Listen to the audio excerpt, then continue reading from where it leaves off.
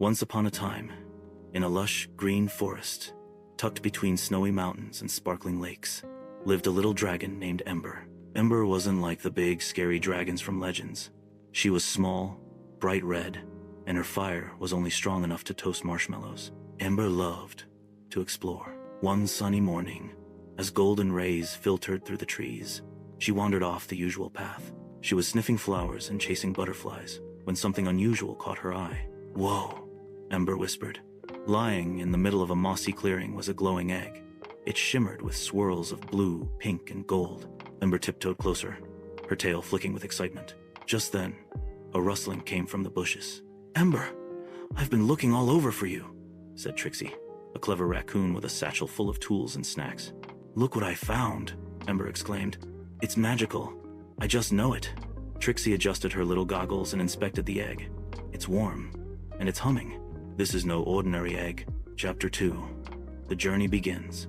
Determined to find where the egg came from, Ember and Trixie packed their things and set off. They asked the wise old owl, the sleepy bear, and even the grumpy porcupine, but no one had seen an egg like it. Finally, they reached the edge of the forest, where an ancient tree named Whisper Oak stood. Whisper Oak could speak, but only to those who truly listened. Ember placed her claw gently on the bark. "Please, do you know where this egg belongs?" The tree groaned softly and whispered, "Beyond the hills and the river bend lies the Valley of Forgotten Creatures." Chapter 3. The Valley of Forgotten Creatures. The journey was long.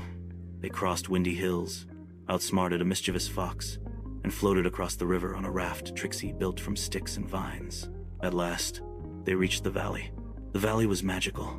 There were unicorns with shimmering manes, talking turtles, and even a phoenix that sparkled like the sun. In the center of the valley stood a silver nest, surrounded by glowing flowers.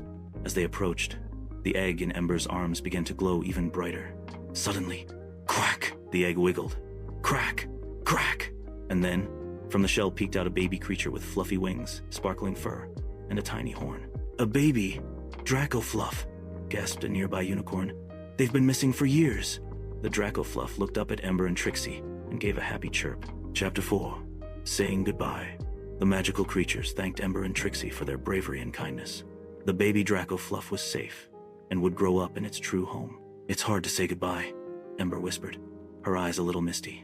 "But we did the right thing," said Trixie, hugging her friend.